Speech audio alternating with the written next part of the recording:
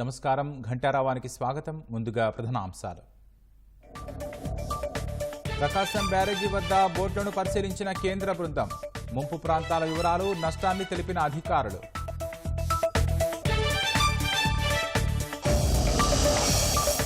వర్షాలు తగ్గిన ముంపులోనే అల్లూరి జిల్లా కూనవరం. ప్యాకేజీ ఇచ్చి పునరావాసం కల్పించాలన్న నిర్వాసితులు.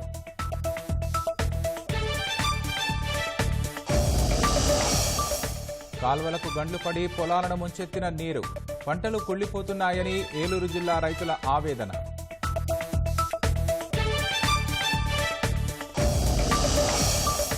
గుజరాత్లోని పాటన్లో గణేష్ నిమజ్జనంలో అపశృతి. గల్లంతైన 7గురిలో 4 మృతి.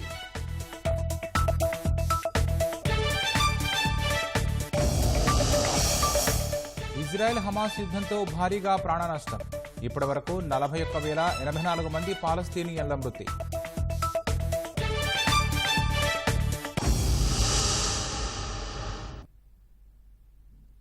గోదావరి వరద ప్రవాహం కొనసాగుతోంది.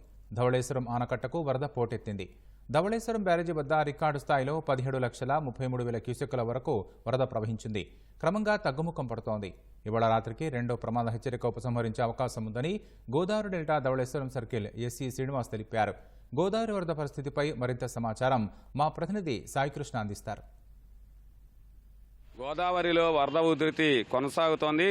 రాజమహేంద్రవరం వద్ద అఖండ గోదావరి ఉధృతిగా ప్రవహిస్తోంది. ధవళేశ్వరం ఆనకట్టకు వరద పోటెత్తింది.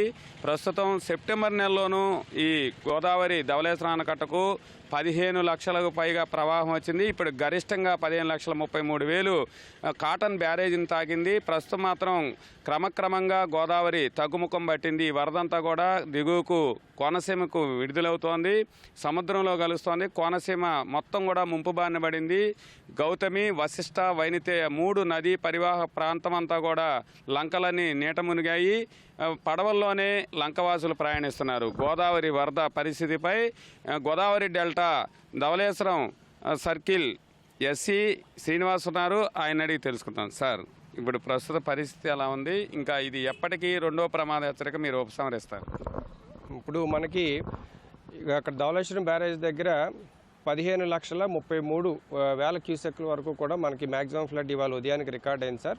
ఇప్పుడు మార్నింగ్ 8 గంటల నుంచి కూడా తగ్గుముక్కు పట్టడం జరిగింది సార్. ఇప్పుడైతే మనకి 14,94,000 దాకా కూడా ఇప్పుడు మనకి 15,30 నుంచి 14,94,000 వరకు కూడా తగ్గుముఖం పట్టింది సార్. ఇది సాయంత్రానికి బాగా మరొక అడుగు వరకు తగ్గి నైటు ఏదైనా 9 గంటలు 10 గంటల టైములో మనం ఇక్కడ 13.75 దిగువకు వచ్చి సెకండ్ వార్నింగ్ విత్డ్రా చేసే అవకాశం అయితే ఉన్నది సార్. మొదటి ప్రమాద హెచ్చరిక ఎప్పుడో సంహరించే అవకాశం ఉంది. ఇంకా పైన వర్షాల పరిస్థితి ఎలా ఉంది? భద్రాచలం నదీ పరివాహ ప్రాంతం పైన భద్రాచలం ఎగువ ప్రాంతంలో వర్షాలు అయితే ఇంకా గత 4 రోజుల నుంచి కూడా ఎటువంటి ఇది మాకు రికార్డు కాలేదు సార్. కాబట్టి మనకి ఫ్లడ్ ఇంకా గ్రాడ్యువల్గా తగ్గిముఖం పట్టే మనకు అవకాశం బాగా మెరుగ్గా ఉన్నది సార్. తర్వాత ఈ ఫస్ట్ వార్నింగ్ అనేది ఏంటంటే 11.75 అంటే 10 లక్షలు డిశ్చార్జ్ వరకు కూడా దిగువకు వెళ్తే విత్డ్రా చేస్తాం సార్. అదైతే ఈ సెకండ్ వార్నింగ్ ఇవాళ నైట్కి చేస్తాం. కాబట్టి అక్కడి నుంచి సేమ్ ఇదే ట్రెండ్ కంటిన్యూ అయితే రేపు మధ్యాహ్నం ఆ టైంకి రేపు సాయంత్రం ఆ టైంకి మొదటి ప్రమాద హెచ్చరిక కూడా విత్డ్రా చేసే అవకాశం అయితే ఉన్నది సార్. ఇప్పుడు వచ్చిన వరదంతా ఏ నదుల నుంచి వస్తుంది? ఇంకా వాటి పరిస్థితి ఏంది? అంటే దండకారణ్యం కానీ, అల్లూరు సీతారామరాజు జిల్లా మన్యం కానీ ఈ పరిసర ప్రాంతాల్లో ఎలా ఉంది సార్? ఇప్పుడు ఏదైతే మనకి వరద వస్తున్నదో ఈ వరద ఫ్లోటింగ్ అంతా కూడా అల్లూరు సీతారామరాజు జిల్లా మన్యం ప్రాంతంలో బాగా మొన్న పడిన హెవీ రెయిన్స్ వల్ల వచ్చిన వాటర్ ఎక్కువ కంట్రిబ్యూషన్ ఉంది సార్. శబరి బేసిన్, అదే భద్రాచలం దిగువ ఉన్న బేసిన్స్ అన్నీ కూడా ఆ కంట్రిబ్యూషన్ మనకి ఎక్కువగా ఉన్నది సార్. భద్రాచలం ఎగువన కంట్రిబ్యూషన్ జస్ట్ 40% వరకే మాకు నమోదు అవుతున్నది సార్. ఇది అంతా కూడా ఇప్పుడు ప్రజెంట్ అయితే కనుక మరొక 2 రోజుల్లో మొత్తం రిలీఫ్ అయ్యే అవకాశం అయితే మనకున్నది. ఏలేరుకు కూడా రికార్డు స్థాయి వరద వచ్చింది. ఏలేరు పరివాహ ప్రాంతం మొత్తం వరద గుప్పిడిలో చిక్కుని విలవిల్లాడారు ప్రజలంతా. ఇప్పుడు దాని పరిస్థితి ఎలా ఉంది? దానికి ఇంకా మళ్ళీ వరద వచ్చే అవకాశాలు ఎంతవరకు ఉన్నాయి సార్? దాదాపుగా ఇప్పుడు మొన్న ఏలేరు రిజర్వాయర్కి చాలా హెవీ ఫ్లడ్, అంటే 45,000 క్యూసెక్లు ఇన్ఫ్లో వరకు కూడా హెవీ ఫ్లడ్. ఇదంటే 2003లో ఎప్పుడో 40,000 45,000 వచ్చిందని అంటున్నారు సార్. మళ్ళీ దాని తర్వాత ఎక్కువ ఫ్లడ్ వచ్చిన ఇయర్ ఇది ఒకటే సార్. దాదాపుగా 45,000 క్యూసెక్లు వచ్చింది సార్. ఇది అలాగే గ్రాడ్యువల్గా మేము కిందకి 27,000 లెక్కనే ఆ రేంజ్లో కూడా మేము కిందకి రిలీజ్ చేసాం సార్, చాలా మోడరేట్గా. ఇప్పుడు నిన్న సాయంత్రానికి ఏలేరుతాల రిజర్వాయర్ గేట్లన్నీ కంప్లీట్గా మూసివేయడం జరిగింది సార్. యాజ్ ఆఫ్ నౌ అయితే మనకి ఇన్ఫ్లో కూడా ఒక 3,000, 4,000కు కూడా తగ్గుముఖం పట్టింది సార్. మళ్ళీ రిజర్వాయర్ ఎప్పుడైనా మళ్ళీ 24 TMC ఫుల్ కెపాసిటీకి మళ్ళీ ఏమైనా రేపు ఎల్లుంట్లో ఏమైనా వచ్చే అవకాశం ఉంటే మా పై అధికారులను నివేదించి మళ్ళీ ఏమైనా కొంచెం డెలివరీ ఏదైనా ఒక 1,000-2,000 కిందకి వదిలే అవకాశం ఉన్నది సార్. ఈ గోదావరి డెల్టా అలాగే ఏలేరు పరివాహ ప్రాంతాల్లో వరద పరిస్థితి, ఈ వచ్చిన వరద ఇప్పటి వరకు పోటెత్తి ప్రవహిస్తోంది. గోదావరితో పాటు ఏలేరు కూడా వరద తగ్గుముఖం పట్టింది. గోదావరి వరద ప్రవాహాలు ఈ రాత్రికి ఇంకాస్త తగ్గుతాయి. అప్పుడు రెండో ప్రమాద హెచ్చరిక ఉపసంహరిస్తాం. ఆ తర్వాత రేపు మొదటి ప్రమాద హెచ్చరిక ఉపసంహరించే అవకాశం ఉందని Godavari delta Dhavaleswaram circle SE Srinivas చెప్తున్నారు. కెమెరామెన్ రమేష్తో Sai Krishna, ETV news. Dowleswaram barrage వద్ద గోదావరి వరద తగ్గినప్పటికీ కోనసీమలోని లంక గ్రామాలు మాత్రం ఇంకా జల దిగ్బంధంలోనే ఉన్నాయి. ఏనుగులపల్లి లంక, బూరుగు లంక, అరిగిలవారిపేట, ఊడిమూడి లంక, శివాయి లంక గ్రామాల్లో స్థానికులు పడవల మీదే రాకపోకలు సాగిస్తున్నారు. లంక గ్రామాల్లోని విద్యార్థులు పాఠశాలలు, కళాశాలలకు వెళ్లేందుకు తీవ్ర అవస్థలు పడుతున్నారు. పడవల్లోనే పాఠశాల, కాలేజీలకు వెళుతున్నారు. జిల్లా యంత్రాంగం వరద పరిస్థితిని ఎప్పటికప్పుడు సమీక్షిస్తూ స్థానికుల్ని అప్రమత్తం చేస్తోంది. నా పేరు రత్నశ్రీ అండి. మాది ఏనుగుపల్లి. వరదలు రావడం వల్ల కాలేజ్కి వెళ్ళడానికి అది బస్సులు అవి లోపలికి రావట్లేదు. పడవేస్తే దానికి రావడానికి లేదు. చాలా ఇబ్బంది పడుతున్నాను. నా పేరు వర్షిత అండి. మా ఊరు ఏనుగుపల్లి, లంక గ్రామం. అది ఇలా వరద వచ్చినప్పుడు మేము ట్రావెల్ చేయడం అవ్వదు, వరదలో వెళ్ళాలి. పడవేయడం వల్ల కొంచెం మాకు సౌకర్యం. గత వారం రోజులుగా మేము కాలేజ్కి వెళ్ళట్లేదండి. వరద వల్ల చాలా ఇబ్బంది అవుతుంది స్టూడెంట్స్ కోసం. ఇప్పుడు పడవలేయడం వల్ల వెళ్తున్నాము. ఒక 4 రోజుల నుంచి ఉందండి ఇది. ఇప్పుడైతే పడవలేయడం వల్ల అటు ఇటు తిరగడానికి అందరికి కుదురుతుంది. మన జూలైలో వరద వచ్చినప్పుడు కూడా అప్పుడు కూడా అంతేనండి. గత కొన్ని రోజులుగా కురుస్తున్న భారీ వర్షాలకు అల్లూరు జిల్లా కోనవరం మండలం ఉదయభాస్కర్ కాలనీ, టేకులబోరు ప్రాంతాలు వరదలో మునిగిపోయాయి. వర్షాలు కురిసినప్పుడు అంతా తాము వరద నీటిలో మునిగుతున్నామంటూ స్థానికులు వాపోయారు. ఒకవైపు గోదావరి, మరోవైపు శబరి నదులు ఉధృతంగా ప్రవహిస్తుండటంతో తాము బిక్కుబిక్కుమంటూ జీవితాలను గడుపుతున్నామంటూ గ్రామస్తులు ఆందోళన వ్యక్తం చేశారు. వరదలు వచ్చిన ప్రతిసారి ఇంట్లోని సామగ్రిని సర్దుకొని పునరావాస కేంద్రాలకు పరుగులు తీస్తున్నామన్నారు. ఈ ఏడాది వరదల ప్రభావంతో వరుసగా 3వ బయటకు వెళుతున్నామని మహిళలు ఆవేదన వ్యక్తం చేశారు. ప్రభుత్వం స్పందించి తమకు నిర్వాసిత ప్యాకేజీను కల్పించి పునరావాస ప్రాంతాలకు తరలించాలని గ్రామస్తులు కోరుతున్నారు.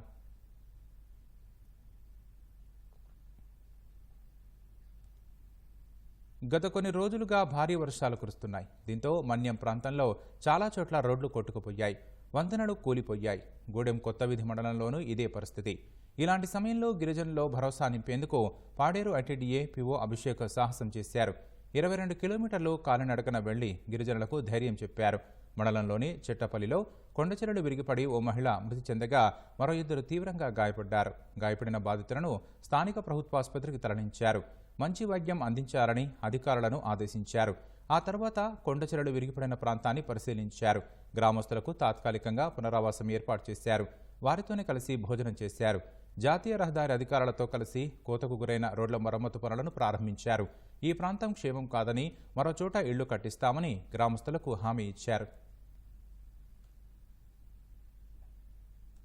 కొండ ఇలా ఉంది, లోయలాగా ఉంది. ఆ లోయలో హెవీగా వర్షం పడడం వల్ల ప్లస్ పోడు వ్యవసాయం మన వాళ్ళు చేసుకుంటూ ఉంటున్నారు. కాఫీకి తవ్వేయడం వల్ల కొంచెం లూజ్ అయిపోయి 4 ఇల్లుల మీద పూర్తి స్థాయిగా మట్టి కప్పేసి ఇల్లే పూర్తి స్థాయిలో లేపేసి దురదృష్టకరంగా ఒక అమ్మాయి చనిపోవడం జరిగింది. కానీ వాళ్ళ ఇంట్లో వాళ్ళ నాన్న మరియు వాళ్ళ సిస్టర్ ప్లస్ బ్రదర్ కూడా ఉన్నారు. వాళ్ళ ముగ్గురిని కూడా వెంటనే సఫర్లా హాస్పిటల్లో మేము అడ్మిట్ చేశాం. వాళ్ళ నాన్న మరియు వాళ్ళ సిస్టర్ కి కూడా కాళ్ళు విరిగి ఫ్రాక్చర్ అయిపోయి ప్రాబ్లమ్ లో ఉన్నారు. వాళ్ళని వెంటనే షిఫ్ట్ చేయాలనే ఉద్దేశంతో నా వెనకే నేను ఇప్పుడు అంబులెన్స్ లో వాళ్ళని తీసుకొచ్చేసి డ్రై రేషన్స్ ఇవ్వడం కూడా జరిగింది. 25 కేజీ ప్రతి కుటుంబానికి 25 కేజీ బియ్యం, 1 కేజీ పప్పు, కేజీ లీటర్ నూనె, తర్వాత కూరగాయలు, వాళ్ళకి సోపు, షాంపూ, గిన్నెలు, పాత్రలు, ప్లేట్లు, దుప్పటి, చీరతో సహా పూర్తిగా అన్ని 33 కుటుంబాలకు కూడా 33 కిట్లు తయారు చేసేసి ఇక్కడ నుంచి తీసుకెళ్లి కిట్లను కూడా వాళ్ళకి ప్రభుత్వ ఆదేశాల మేరకు మేము ఇచ్చేసాం. 12 చోట్లలో మనకి పూర్తి స్థాయిలో కొండ విరిగి పడింది. అవి అన్ని కూడా కంప్లీట్ గా తీసేసాం. వాళ్ళు తిరిగే విధంగా బస్సు తిరగడం అనేది సాధ్యం కాదు. ఎందుకంటే రోడ్ చాలా వీక్ గా ఉంది, వాళ్ళు వీక్ గా ఉన్నాయి. కానీ మనం ఇప్పుడు కమాండర్ జీపులు మన వాళ్ళు రాకపోకలకు వాడుతున్నాం కదా, ఆ జీపుల్లో పూర్తి స్థాయిలో తిరిగే విధంగా మనం ఖచ్చితంగా చేస్తాం. భారీ వర్షాల వల్ల బుడమేరు, తమ్మినేరు, రామలేరు ముప్పేట దాడి చేయడంతో ఏలూరు జిల్లా రైతులు తీవ్రంగా నష్టపోయారు. 2 నెలల వ్యవధిలో 3 సార్లు వరదలు ముంచెత్తడంతో చేతికి రావాల్సిన పంట నీటిపాలైందని రైతులు కన్నీరు మున్నీరవుతున్నారు. మురుగునీటి వ్యవస్థ సరిగా లేకపోవడంతో గండ్లు పడి వరద ఒక్కసారిగా పొలాన్ని ముంచెత్తింది. 15 రోజులుగా వేలాది ఎకరాల్లో వరి పొలాలు నీటిలో నాని కుళ్లిపోతున్నాయి. కళ్ల ముందే కష్టమంతా నీటిపాలైందని రైతులు కన్నీళ్లు పెట్టుకున్నారు. ఎకరాకు 15,000 నుంచి 20,000కు నష్టపోయామని ఆవేదన వ్యక్తం చేశారు. 3 ఎకరాలు ఉడిచానండి. ఏం ఆధారం లేదు. రోడ్డు ముందు రామలేరు వచ్చి మునిగిపోయిందండి. సాయంత్రం పెట్టుబడి కాడ 30,000 ఎకరానికి. ఏం ఆశ లేదండి అక్కడ దాన్ని ఆధారం. కౌలుదాడు కార్దేవన్ అంటున్నాడు. అప్పు తీసుకొచ్చి పెట్టాను బాబు 30,000 ఎకరానికి. సాయంత్రం ఆశ లేదండి. ఏం లేదండి, నాకు ఆశ లేదు. ఇదే చేయను బాబు. ఏం లేదు, పీకుడు అయిపోయింది. ఏం పని లేదు, ఏం పని చేయదండి. అబ్బాయి నీళ్ళు పోయినా ఏం పని చేయదు. టేకుడై కుళ్ళిపోయిందండి మొత్తం. ఇప్పుడు వేసేది ఏం లేదు. డిసెంబర్లోనే ఏమన్నా పైరు వేయాల్సి వస్తే విత్తనాలు బొత్తనాలు ఆకు ఓకు ఎప్పుడు పని లేదండి. నాది 12 ఎకరాలు చేయనండి. ఇక్కడి నుంచి అక్కడ దాకా చివరి దాకా మునిగిపోయిందంతా నాది ఎట్టి పెట్టి. ఇది ఎఫెక్ట్ అండి. రావలేరు వచ్చింది, అటు నుంచి చెరువులకి కూడా నీళ్లు అటు చెరువుల కిందకి లాక్క ఆ నీళ్లు మొత్తం కూడా ఇటు వచ్చి ఇటు దిగి ఇటు వెళ్ళాల్సి వస్తుంది. ఇప్పుడు రావలేరు వస్తుంది, ఆగిపోయింది. ఈ నీళ్లు ఆగట్లేక ఈ రావలేరు సాయంత్రం ఆగిపోతే అప్పుడు ఈ శాలలో నీళ్ళు బయటకు వస్తాయి, లేకపోతే వెళ్ళవు. ఎకరానికి 20,000 మొత్తం బలం పని అయిపోయిందండి. కంప్లీట్ బలాలు వేసి నేనే ఊడ్చి కూడా అప్పటికి 76 రోజులు అయింది. 6 ఎకరాల పొలం చూసామండి. 6 ఎకరాల పొలంకి ఎకరానికి 25,000 కడికాయినాయి. వాళ్ళ ఎందుకు పనికి రూపాయి రాదు. ఇక మాకు వరద వచ్చిందండి. చేపల చెరువులు, ఇక డ్రైనేజీలు, పూడికి మా నాన్న మాకు వరద వచ్చింది. వరద వచ్చి వాడు 15 రోజులు అయింది. 15 రోజులు కుళ్ళిపోయింది. ఆఖరి పొట్టకోట కూడా వేసేసాను నేను. ఏమి పనికిరాదు, నాకేం ఆధారం లేదండి. కట్టుబడి చేంజ్ చేస్తున్నాను నేను. 1,20,000 దాకా అయిందండి నాకు. బంగారం బ్యాంకులో పెట్టి తీసుకున్నానండి. డ్రైనేజీ లాక్కే వచ్చింది. ఇట్టా పెట్టి డ్రైనేజీలు ఇవన్నీ పొంగిపోయి అసలు వెళ్ళటానికి దారిలో చేపల చెరువు తవ్వేశారు. అది కూడా ఇటు గండిపడి ఆ వరదంతా కూడా ఇటు తిరిగి రావాల్సిందే కానీ వాళ్ళ కిందకు దారి లేదు. దానివల్ల మాకు ప్రాబ్లం వచ్చింది. నాకు ఎవరు వెనకమాల చూసేవాళ్ళు లేరు. మరి ఏదైనా న్యాయం చేయమని చెప్పండి. కృష్ణా జిల్లా గన్నవరం నియోజకవర్గం జక్కుల నెక్కలం గ్రామాన్ని బుడమేరు వరద వీడలేదు. గ్రామస్తులు ఇంకా పడవలపైనే రాకపోకలు సాగిస్తున్నారు. ఇక మరింత సమాచారం మా ప్రతినిధి శ్రీనివాసరావు ప్రత్యక్ష ప్రసారం ద్వారా అందిస్తారు. బుడమేరు వరద ఉధృతి తగ్గడంతో చాలా గ్రామాలు కూడా ఇప్పుడిప్పుడే నీట ముంపు నుంచి బయటపడుతున్నాయి. కానీ ప్రస్తుతం మనం గన్నవరం నియోజకవర్గం జక్కులెక్కలం గ్రామంలో ఉన్నాను. ఈ గ్రామం నుంచి కూడా 2 బుడమేరులు, ఒక ఏలూరు కాలువ వెళ్ళడంతో ఈ గ్రామస్తుల పరిస్థితి మరింత దయనీయంగా మారింది. ఎందుకంటే అటు ఏలూరు కాలువకు ఇటు బుడమేరుకు కూడా గండ్లు పడడంతో ఆ బుడమేరు నుంచి వచ్చిన వరద అనేది గ్రామాన్ని చుట్టుపడడంతో గ్రామస్తులు తీవ్ర ఇబ్బందులు పడ్డారు. ప్రస్తుతం మనతో గ్రామస్తులు ఉన్నారు, వారితో మాట్లాడదాం. మీ ఊరి నుంచి ఎందుకని 2 బుడమేరులు వెళ్తున్నాయి, ఏంటి కారణం అసలు? ఫస్ట్ నుంచి కూడా ఈ ఊరికి 2 బుడమేరులు, ఒక ఏలూరు కాలువ ఉందండి. మన వరదల వల్ల 2 ఏలూరు కాలువ బుడమేరు గల్లు పడిపోయి ఊరి మీద పడినాయి. వాటి ఎఫెక్ట్ వల్ల ఊరు మొత్తం ఒక 10 మీటర్ల వాటర్తో మునిగిపోయింది. దానివల్ల ఊరికి రాకపోకలు లేకుండా అయిపోయినాయి. దానివల్ల గవర్నమెంట్ 2-4 బోట్లను పెట్టి ఊరిలో అటు ఇటు ట్రాన్స్ఫర్ చేశారండి. పంట పొలాలు బాగా దెబ్బతిన్నాయండి. మోటార్లు కానీ, కరెంటు ట్రాన్స్ఫార్మర్లు కానీ, వాటర్ పైపులు కానీ అన్నీ కూడా పాడైపోయినాయి. ప్రభుత్వం కూడా ఏమన్నా చూసి దాని గురించి ఆలోచించి రైతులను ఆదుకోవాల్సిందిగా కోరుతున్నాము. ఎప్పుడు పడినాయండి గండ్లు? ఎన్ని గంటలు పడినాయి? మొత్తం 2 బుడమేర్లకు పడినాయా, లేకపోతే ఏలూరు కాలువ కూడా మొత్తం 3 గిట్లకి పడినాయా? 3టికి పడినాయి సార్. ఈ ఏలూరు కాలువ అనే దానికైతే కనుక 6 గంటలు పడినాయి. 6 గంటలు పడేపాటికి ఊరు మొత్తం నీట మునిగింది. అటే పక్క 250 ఎకరాలు ఉన్నాయండి. ఈయన గారి 30 ఎకరాల పైన ఉన్నాయి. ఆ పైన ఉన్న మోటార్లు కానీ, ఇంజనీర్లు కానీ మొత్తం కొట్టుకుపోయి నీట మునిగి చాలా ఇబ్బందులు పాలయ్యారు. ఒక్కో ఎకరానికి వచ్చి 25,000 రూపాయలు పెట్టారు సార్. ఇప్పుడు ప్రతి ఒక్క రైతు కన్నీటి పాలైపోయారు. ఆ ప్రభుత్వం ఏదైనా ధైర్యం వల్ల రైతులకి అండగా ఉండాలని చెప్పని కోరుకుంటున్నాం సార్. ఈ గండ్లు పడిన విషయాన్ని ప్రభుత్వం దృష్టికి కానీ లేకపోతే అధికారుల దృష్టికి కానీ తీసుకెళ్లారు? ఎందుకంటే ఇంత భారీ ఎత్తున వరద వచ్చింది.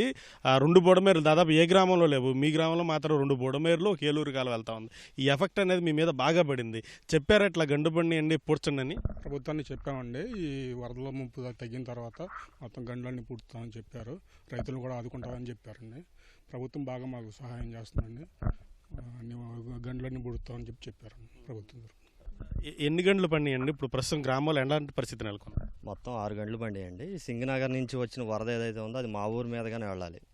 అది మా ఊరు మీదగానే వెళ్ళడం. మధ్యలో మా ఊరు ఉంది. చుట్టూ బుడమేరులు, 2 బుడమేరులు, ఒక ఏలూరు కాలువ, మొత్తం 6 గళ్ళు పడినాయండి. గళ్ళు ఇప్పుడిప్పుడే తగ్గుతుంది, తొందరగా పోడ్చాలని మేము కోరుతున్నాం.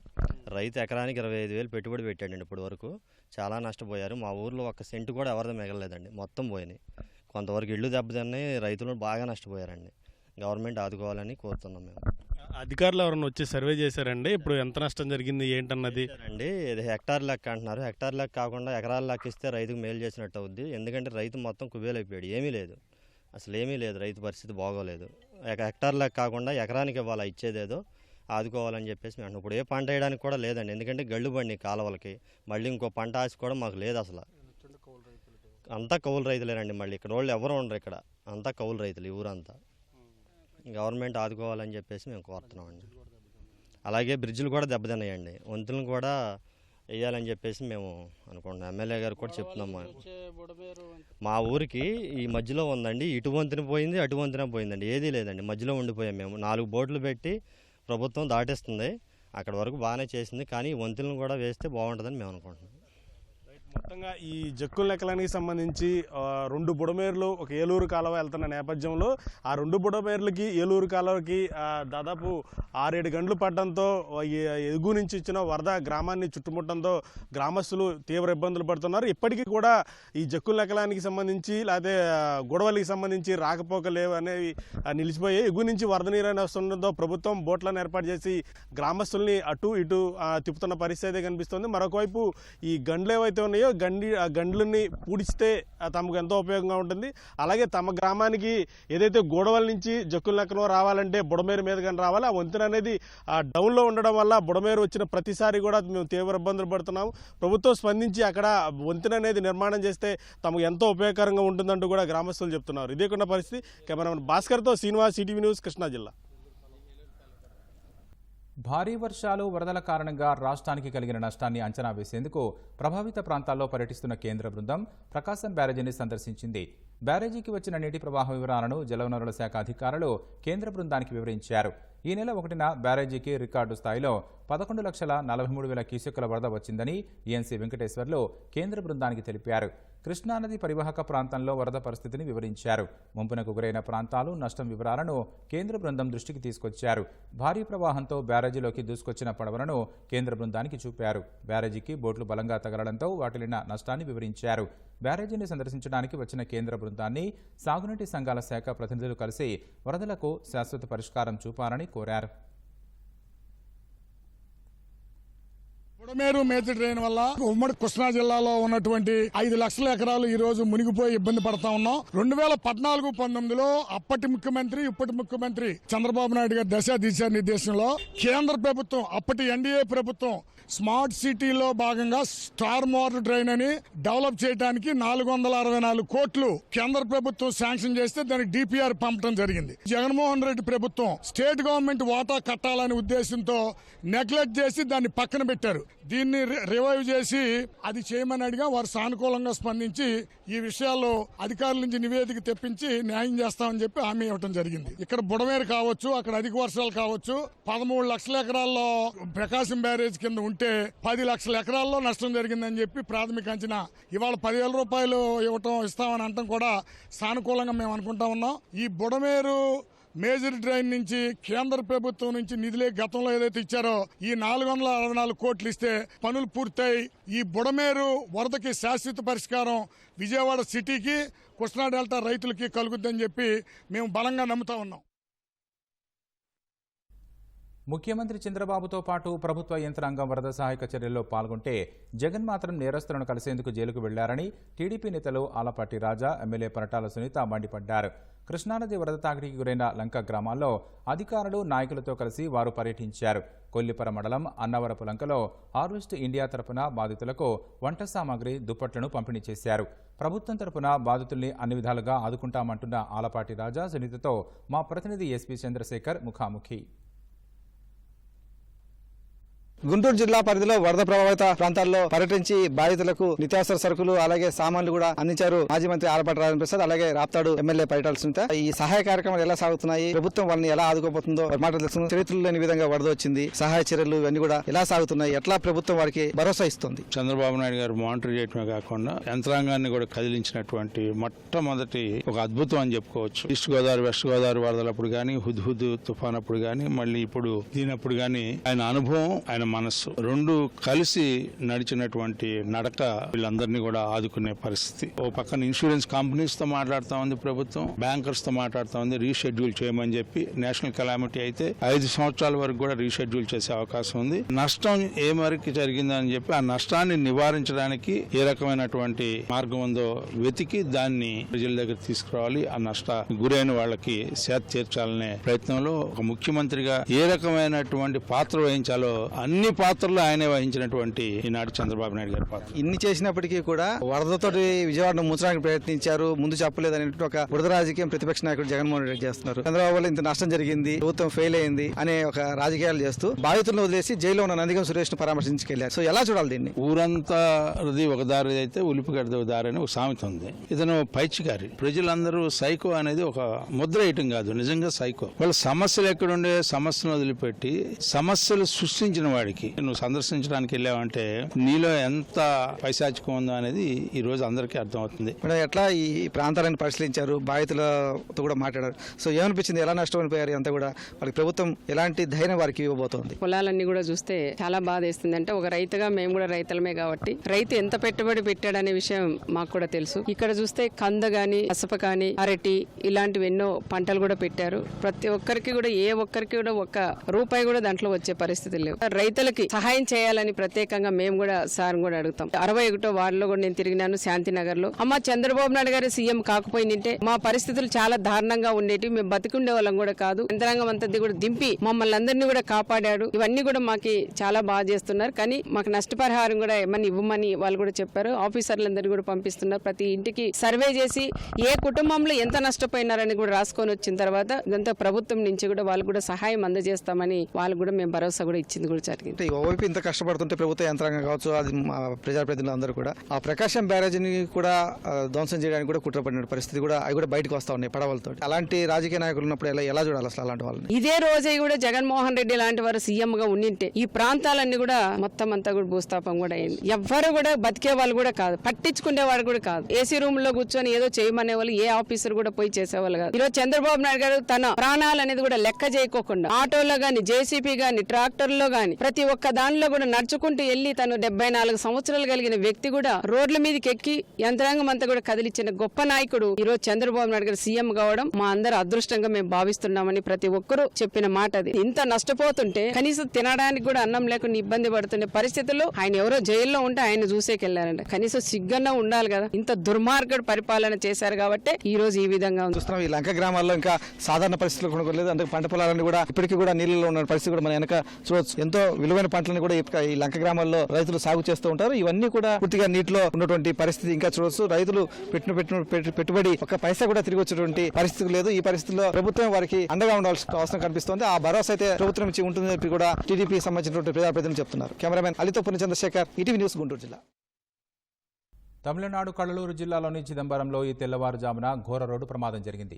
విల్లుపురం నాగే జాతీయ రహదారిపై ఓ లారీ కారును ఢీకొనడంతో అందులోని 5 వ్యక్తులు ప్రాణాలు కోల్పోయారు. మృతుల్లో చిన్నారి కూడా ఉన్నట్లు పోలీసులు తెలిపారు. ప్రమాదం జరిగిన వెంటనే లారీ డ్రైవర్, క్లీనర్ పారిపోయినట్లు చెప్పారు. మృతదేహాలను సమీపంలోని ఆసుపత్రికి తరలించారు. చెన్నైలోని ఓ ఆసుపత్రిలో బంధువును కలిసి మైలాడుతురై వెళుతుండగా కారు ప్రమాదానికి గురైందని తెలుస్తోంది.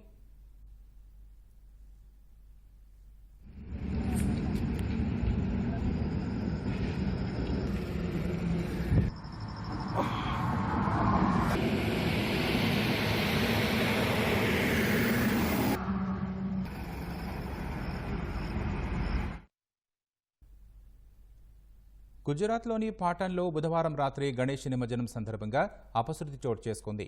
సరస్వతి బ్యారేజ్ వద్ద గణేష్ నిమజ్జనం చేస్తుండగా ప్రమాదవశాత్తు 7 భక్తులు నదిలో పడిపోయారు. గల్లంతైన వారిలో 4 ప్రాణాలు కోల్పోయారు. మిగతా 3 స్థానికులు కాపాడారు. చికిత్స నిమిత్తం సమీపంలోని ఆసుపత్రికి తరలించారు.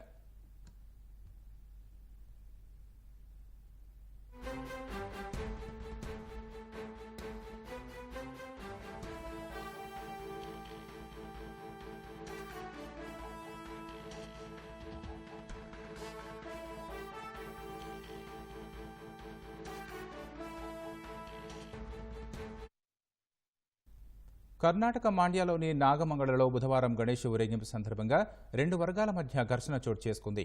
ఇరు వర్గాలు పరస్పరం రాళ్ల దాడులకు పాల్పడ్డాయి. ఈ క్రమంలోనే కొందరు ఆందోళనకారులు సమీపంలోని దుకాణాలకు నిప్పంటించారు. పలు ద్విచక్ర వాహనాలను తగలబెట్టారు. హుటాహుటిన ఘటనా స్థలానికి చేరుకున్న పోలీసులు ఆందోళనకారులను చెదరగొట్టారు. ఈ ఘటనలో 2 పోలీసులు గాయపడ్డారు. ఘర్షణకు సంబంధించి 52 మందిని అదుపులోకి తీసుకుని విచారణ చేస్తున్నారు.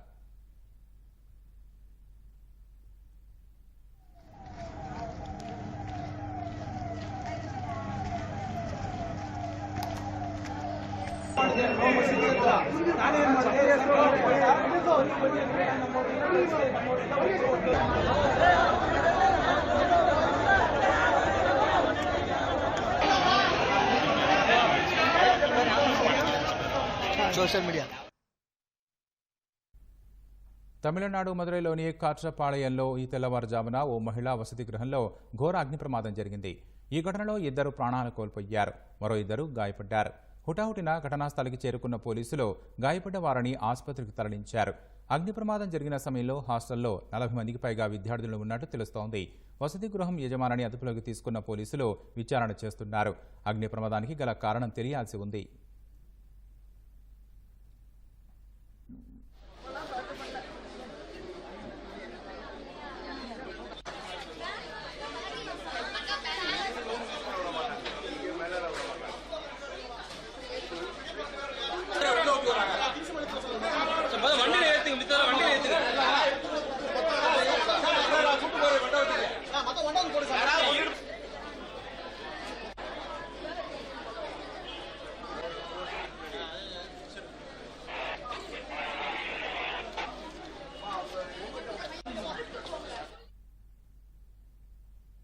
గత ఏడాది అక్టోబర్ నుంచి గాజా పట్టీలో ఇజ్రాయెల్ జరుపుతున్న దాడుల్లో ఇప్పటివరకు 41,084 మంది పాలస్తీనా ప్రజలు మృతి చెందారని అక్కడి ఆరోగ్య శాఖ తెలిపింది.